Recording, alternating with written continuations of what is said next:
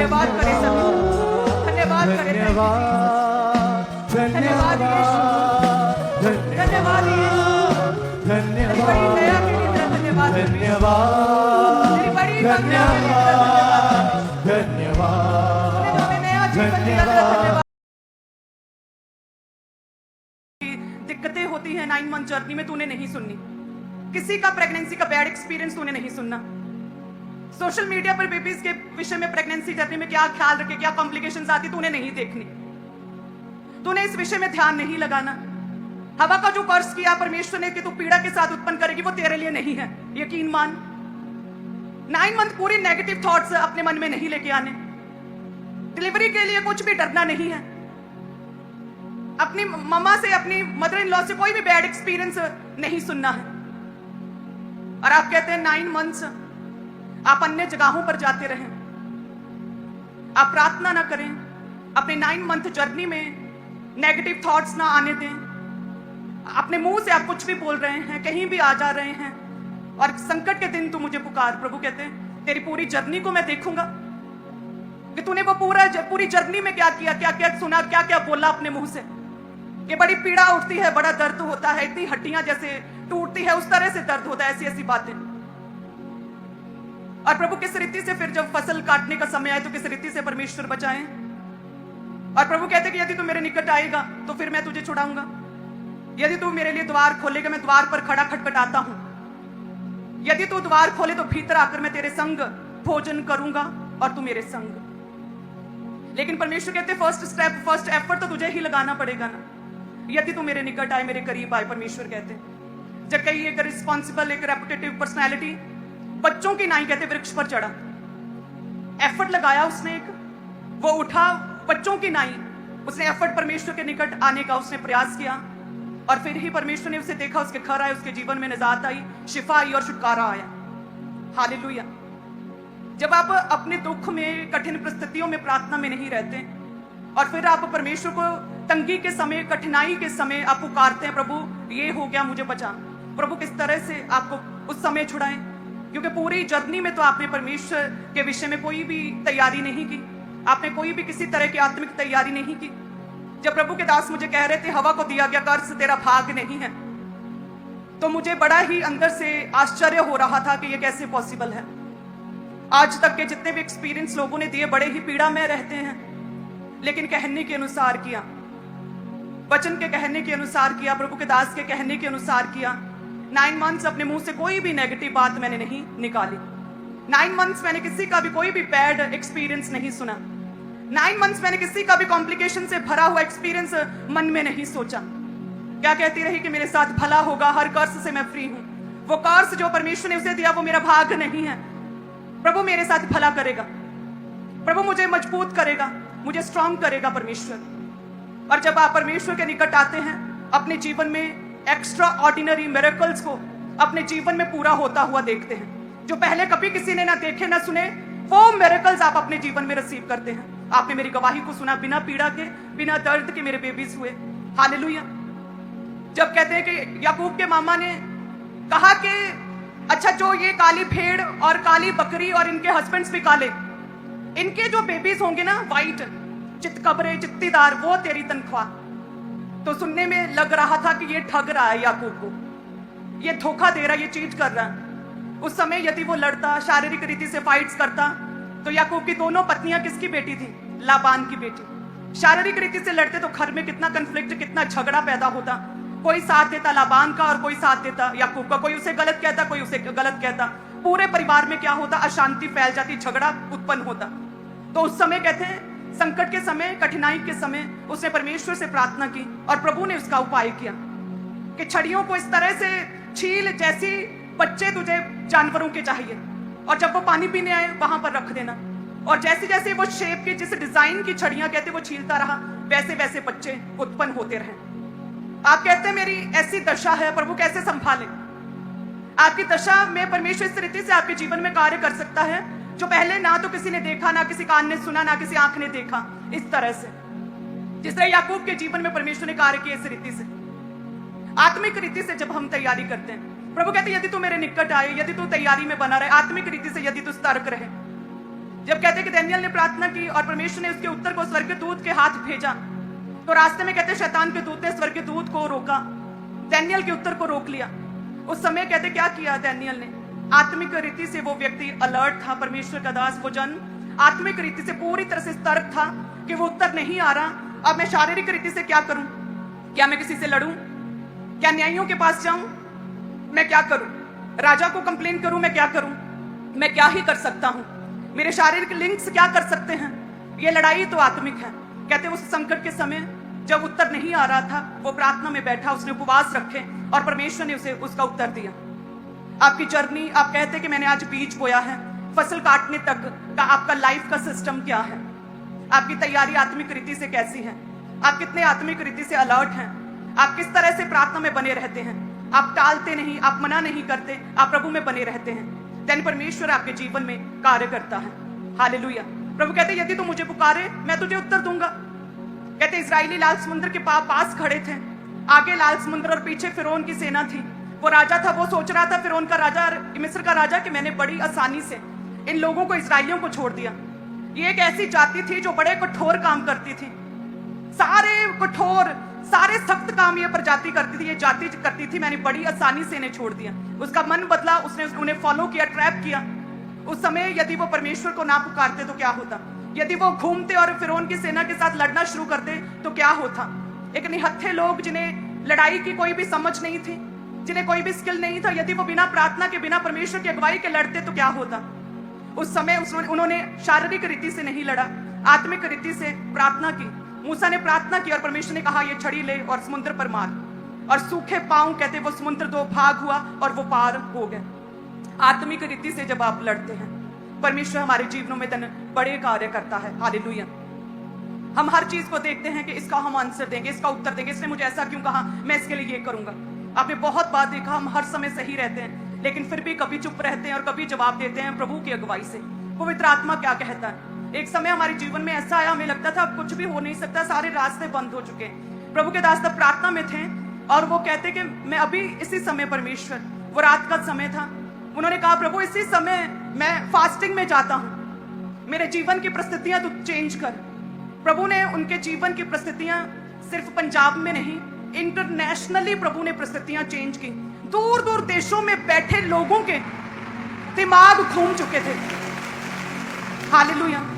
हमारा एक क्रूसेड था और एन मौके पर वो क्रूसेड रद्द होने की कगार पर था, क्योंकि जगह जो परमिशंस थी वो सारी वापस ले गई, कुछ भी परमिशंस नहीं मिल रही थी एट अ टाइम। एक दिन पहले हमारा साउंड सिस्टम, एवरीथिंग ग्राउंड के बाहर जहां पर हमारा क्रूसेड था वहां पर खड़ा था, हमें एंटर नहीं होने दे रहे थे, टीम्स को वो टेंट लगाने नहीं दे रहे, स्क्रीन्स लगाने नहीं दे रहे थे एक दिन पहले।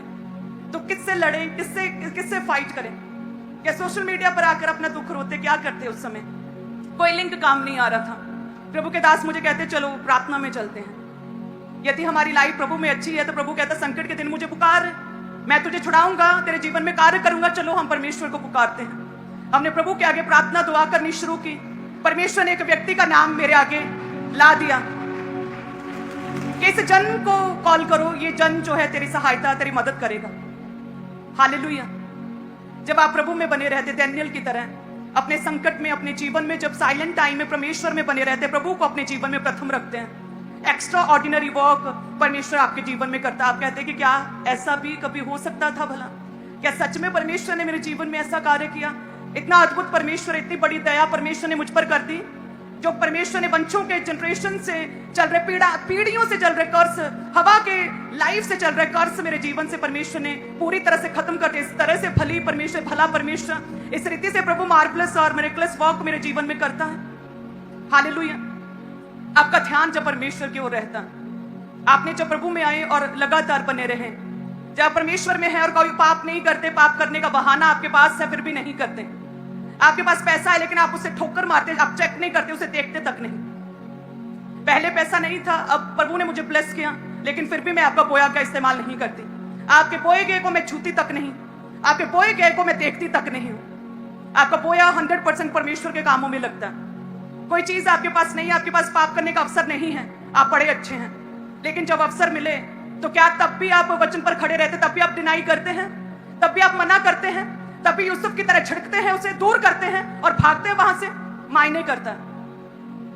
जब डिजर्व करते हैं आप बड़े अच्छे हैं, लेकिन वचन कहता है जो डिजर्व करते हैं वो नहीं मिलता।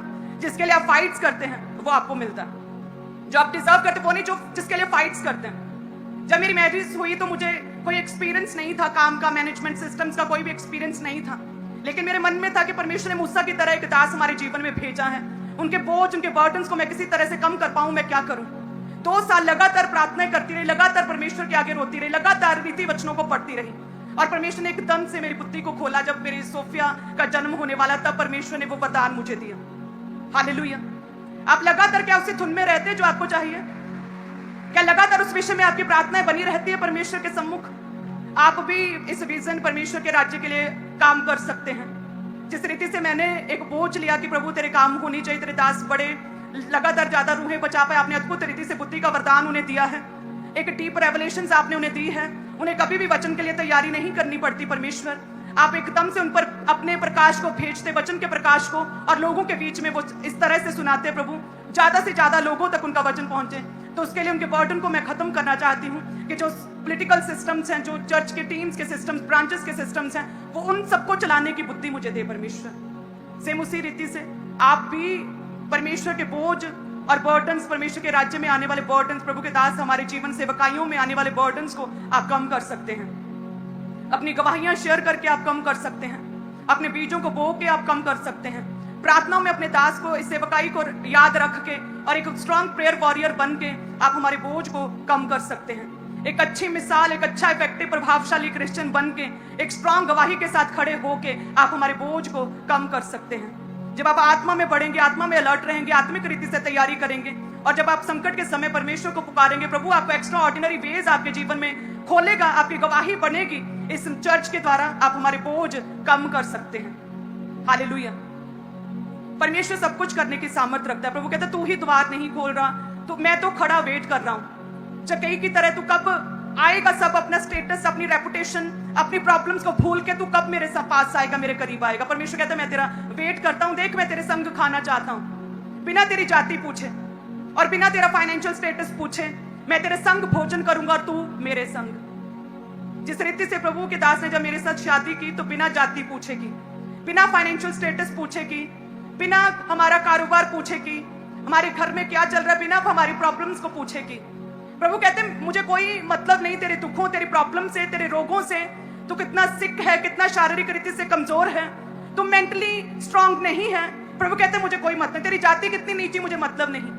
प्रभु कहता है मैं तेरे संग बैठकर तेरे संग भोजन करना चाहता हूं। क्या तू भी मेरे संग भोजन करना चाहता है? यदि तू द्वार खोले, यदि तू आत्मा में द्वार खोले, यदि तू प्रार्थना के द्वार खोले, परमेश्वर कहते हैं यदि तू परमेश्वर का सांस फूंका हुआ वचन पढ़े, तो कहता है कि मेरे जीवन में बड़ी बेचैनी रहती है, मेरे पास सब कुछ है, सब कुछ अच्छा है मेरे इर्द गिर्द, लेकिन फिर भी एक ना जाने कौन सी बेचैनी है।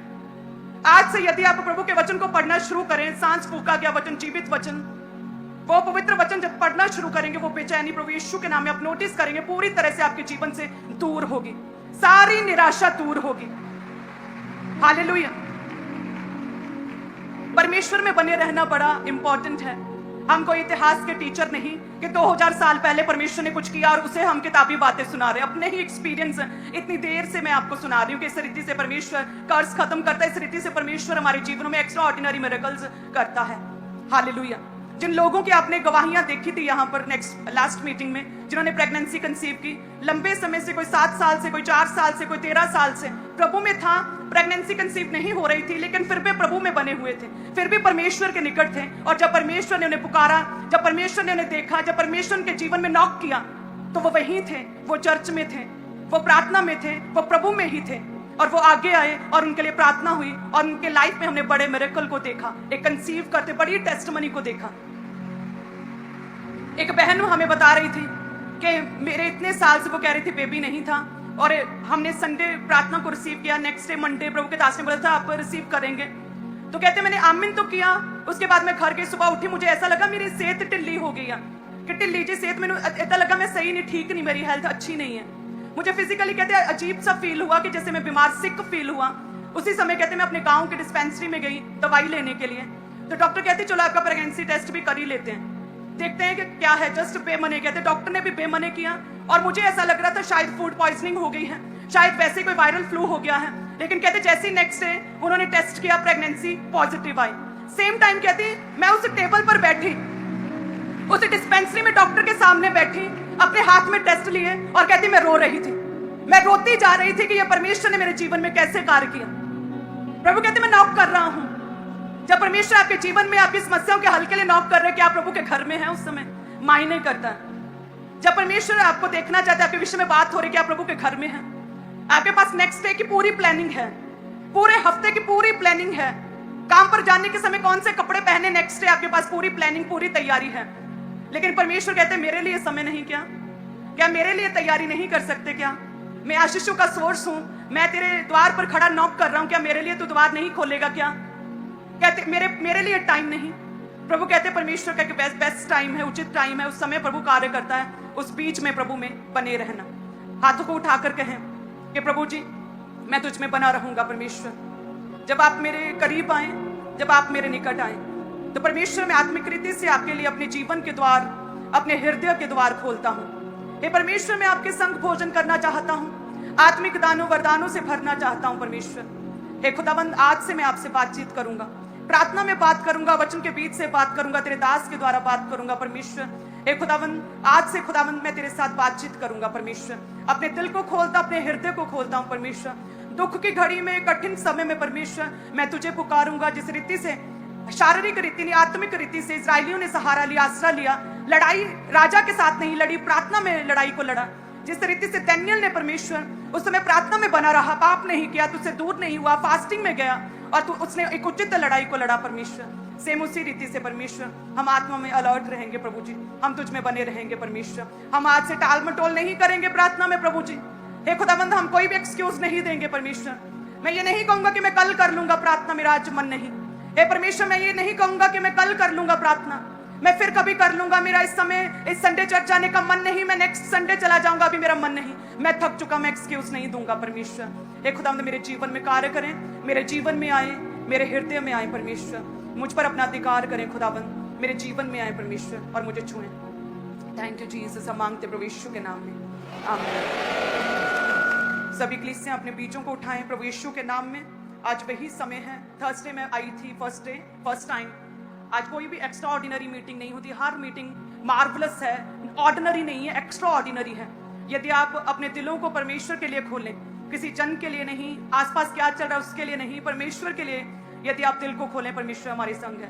प्रभु ने आपको दिए हैं, किसी को 5 तोड़े दिए, किसी को 2 तोड़े दिए और किसी को 1 तोड़ा दिया है। सो परमेश्वर ये एक्सपेक्ट करते हैं कि आप उन तोड़ों को यूज करें, उन्हें परमेश्वर के राज्य में इन्वेस्ट करें, ताकि आप कई गुना करके दुगनी आशीष के रूप में परमेश्वर से ग्रहण कर पाएं। हालेलुया। सो सभी कलीसियां अपने बीजों को उठाएं प्रभु यीशु के नाम में। तेरा आत्मा कार्य करे परमेश्वर, मार्वलस रीति से एक एक जन की लाइफ में। परमेश्वर हे खुदावंद तू कहता है कि दिया करो तो तुम्हें भी दिया जाएगा। हे परमेश्वर सच में हम सब कलीसियां जितनी हमारे संग हैं खुदावंद, हम उन समझदार कुंवारियों की तरह अलर्ट हैं जिनकी मशालों के लिए एक्स्ट्रा ऑयल भी था। परमेश्वर हम अलर्ट हैं, हम बोलते हैं प्रभु तेरे राज्य के लिए परमेश्वर, ताकि जब देरी हो तो हम, जब तू आए अचानक से, हमारी मशालें बुझे ना, हम आत्मिक रीति से जीवित हों, पाप की वजह से मर ना जाए।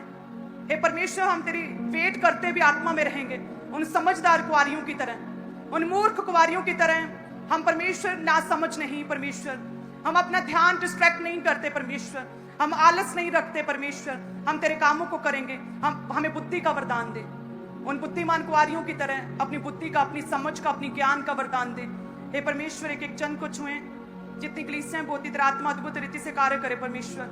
अपने आशीषों के झरोखे इनके जीवनों में खोलें परमेश्वर, हर कमी खटी को दूर करें और पूरा करे परमेश्वर। फाइनेंशियल ब्रेक थ्रू इनका हिस्सा ठहरे परमेश्वर, जिस भी काम में ये हाथ डाले उस काम में इन्हें सफलता मिले परमेश्वर। इनके डॉक्यूमेंट्स को छुएं और ब्लेस करे परमेश्वर। हे खुदावंद इन्हें अपने रेंटेड हाउसेस से बाहर निकालकर अपने घरों के इन्हें मालिक बनाए परमेश्वर। हे खुदावंद इन्हें छुएं खुदावंद, फाइनेंशियली बड़ी मिरेकल्स, बड़ी टेस्टिमनीज इनके जीवनों में पूरी हो सके परमेश्वर।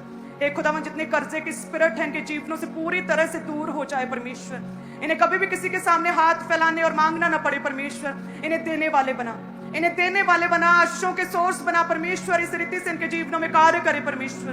तेरा आत्मा छुए सब भाइयों को, बहनों को, जितने जॉब्स करते, प्रमोशंस इन्हें मिले परमेश्वर। तेरा आत्मा अद्भुत रीति से कार्य करिए, बोझ उठाए प्रभु जी, सेवकाई के बड़े स्ट्रांग पिलर बने परमेश्वर, और बड़े बड़े बीजों को ये बोझ सके परमेश्वर। इस रीति से इन्हें इस्तेमाल करें खुदावन। तेरा आत्मा छुए एक जन को, और हम मांगते प्रभु यीशु के नाम में, आमीन आमीन हालेलुया। सभी जन ब्लेस्ड हैं, आत्मा में रहे सभी कलीसियां अपने बीजों को बोए। God bless you. वॉलंटियर्स आपके बीच में आ चुके हैं, तो अपनी ऑफरिंग को, अपने टाइथ को अपने बाल्टियों में डालते जाना है। और आज स्पेशल सीड मीटिंग है, तो अपने स्पेशल सीड को जरूर बोएं परमेश्वर के कामों के लिए। पुलपिट के राइट हैंड साइड आपके लिए आगे टेबल्स लग चुके हैं, टीम आगे मौजूद है, तो राइट हैंड साइड आगे आकर अपने स्पेशल बीजों को निकालें और परमेश्वर के कामों के लिए, परमेश्वर की महिमा के लिए, चर्च भवन के लिए, सुसमाचार के कामों के लिए आपने स्पेशल सीड को बोते जाना है। तो जितने जन पंडाल में बैठे हैं, अपनी ऑफरिंग को, टाइथ को, जो लाल रंग की बाल्टी है उसमें टाइथ को, और नीले रंग की में अपनी ऑफरिंग्स को डालते जाना है। और बड़े सीड को, बड़े बीज को बोने के लिए पुलपिट के राइट हैंड साइड आगे टेबल्स लगे हैं, तो आगे आकर अपने स्पेशल बीजों को, स्पेशल सीड को आपने परमेश्वर के कामों के लिए जमा करवाते जाना है। तो कोई भी जन पीछे ना रहे, आज स्पेशल डे के ऊपर, स्पेशल मीटिंग के ऊपर अपने दिलों को खोलें, अपनी स्पेशल ऑफरिंग्स को बोने के लिए फटाफट आपने आगे आते जाना है। सेम इसी रीति से सभी चर्च ब्रांचेस में भी पुलपिट के राइट हैंड साइड टेबल्स लगे हुए हैं, तो आप वहां पे आकर भी अपने स्पेशल बीज को परमेश्वर के कामों के लिए जमा करवाते जाएं। तो सभी जन अपने अपने स्थान के ऊपर ही बैठे रहें। खुद वॉलंटियर्स चल के आपके बीच में आ रहे हैं, तो अपनी ऑफरिंग को, अपने टाइथ को और अपने बीजों को आपने परमेश्वर के कामों के लिए आपने लगातार चर्च में भेजते जाना है। तो अपने अपने स्थान के ऊपर बैठे रहें, और सभी वॉलंटियर्स अपने चारों ओर ध्यान दें। जो लोग बैठे हैं, आप उनके पास, जिन वॉलंटियर्स के पास बाल्टियां हैं, उनको जल्दी जल्दी भेजते जाएं। और अपनी ऑफरिंग को डालने के बाद कृपया आप अपने अपने स्थान के ऊपर ही बैठे रहें, अपने स्पेशल बीज को बोएं। आज स्पेशल सीड मीटिंग है, स्पेशल बीज को बोने का दिन है और स्पेशल मीटिंग है, तो अपने स्पेशल सीड को निकालें। पुलपिट के राइट हैंड साइड आगे आकर अपने बीजों को परमेश्वर के कामों के लिए जमा करवाते जाएं। तो लगातार अपने सीड लेके आपने पुलपिट के राइट हैंड साइड आगे आते जाना है। वहाँ टीम बैठी है, टेबल्स लगे, आगे आकर जमा करवाते जाएं। सेम इसी तरह से सभी चर्च ब्रांचेस में भी पुलपिट के राइट हैंड साइड टेबल्स लगे हैं, तो आगे आकर अपने स्पेशल सीड को जमा करवाते जाएं। जिनके हाथों में ऑफरिंग है, टाइथ है, अपने एक हाथ को आपने हिलाते जाना है, ताकि वॉलंटियर्स आपके हाथों को देख के ऑफरिंग टाइथ कलेक्ट करने के लिए आप तक पहुंच सके।